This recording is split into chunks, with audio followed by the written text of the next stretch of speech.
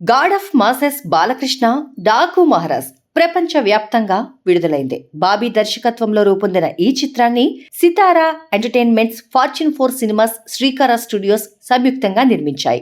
సూర్యదేవర నాగవంశీ, సాయి సౌజన్య ఈ సినిమాకి నిర్మాతలు. సంక్రాంతి కానుకగా ఈ రోజు ప్రపంచ వ్యాప్తంగా ప్రేక్షకుల ముందుకు వచ్చిన డాకు మహారాజ్ ఎలా ఉంది, అభిమానుల అంచనాలను అందుకుందా వంటి విశేషాలను ఈ రివ్యూలో చూద్దాం. సీతారాం తన కూతురితో ప్రశాంతమైన జీవితాన్ని గడిపే సాదాసీదా వ్యక్తిగా కనిపిస్తాడు. అయితే అతని జీవితం అనుకోని సంఘటనలతో మారిపోతుంది. మరోవైపు మైనింగ్ కింగ్ అన్యాయాన్ని తన ఆయుధంగా చేసుకొని ప్రజలను దోచుకుంటూ తన సామ్రాజ్యాన్ని విస్తరించుకుంటూ ఉంటాడు.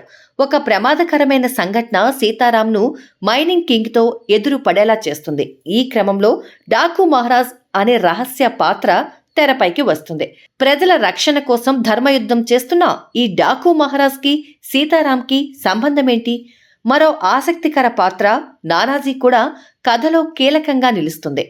నానాజీ, సీతారాం, డాకు మహారాజ్ ఈ ముగ్గురు వేరువేరు వ్యక్తులా లేక ఒకరేనా వంటి విశేషాలు తెరపై చూడాల్సిందే. డాకు మహారాజ్ కథ ఒక చిన్న పాయింట్ను ఆధారంగా చేసుకుని అల్లుకుంది. బాలయ్య 3 విభిన్న పాత్రల్లో కనిపించటం అభిమానులకు ఆనందం కలిగించే అంశం. ఈ పాత్రలు 3 వేరువేరు శైలుల్లో ఉంటే అన్ని పాత్రల్లోనూ బాలయ్య తనదైన ముద్ర వేశాడు. అనగనగా ఒక రాజు ఉండేవాడు, కానీ ఆ రాజుకు రాజ్యం ఉండేది కాదు అంటూ ఈ కథలో డాకు మహారాజ్ పాత్రను దర్శకుడు రాబిన్ హుడ్ తరహాలో అద్భుతంగా తీర్చిదిద్దాడు. బాలయ్యలోని యాక్షన్ కోణాన్ని కొత్తగా చూపించడానికి బాబీ మంచి ప్రయత్నం చేశాడు. బాలయ్య కాస్ట్యూమ్స్ విషయంలో చాలా శ్రద్ధ తీసుకున్నారు. ఫ్లాష్ బ్యాక్ ఎపిసోడ్, ప్రత్యేకించి సమరసింహారెడ్డి తరహా సెటప్ నందమూరి ఫ్యాన్స్ కు బాగా కనెక్ట్ అవుతుంది. బాలయ్య కూడా తన అభిమానులకు నచ్చే విధంగా మాస్ పెర్ఫార్మెన్స్ తో అదరగొట్టాడు. అయితే డాకు మహారాజ్ పాత్రలో బాలయ్య యాక్షన్, డైలాగ్ డెలివరీ ఆకట్టుకున్నప్పటికీ సీతారాం పాత్రలో భావోద్వేగాలకు తక్కువ స్థానం ఉంది.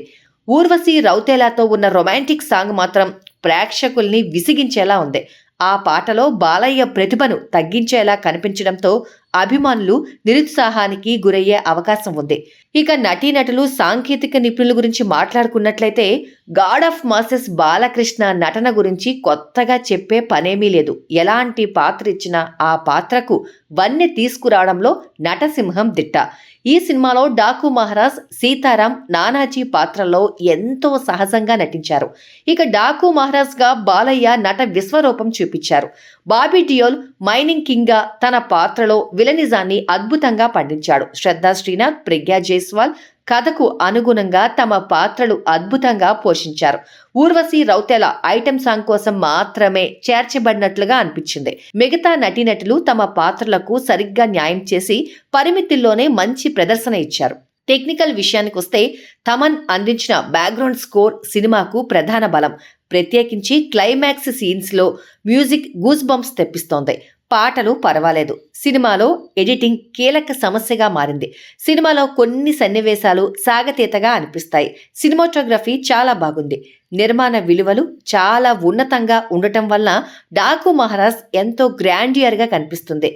చివరిగా మొత్తంగా డాకు మహారాజ్ బాలయ్య ఫ్యాన్స్కు ఓ విజువల్ ఫీస్ట్ అని చెప్పొచ్చు. అయితే సామాన్య ప్రేక్షకులకు ఈ చిత్రం ఎంతవరకు కనెక్ట్ అవుతుంది అనే దానిని బట్టి ఈ సినిమా రిజల్ట్ ఆధారపడి ఉంటుంది.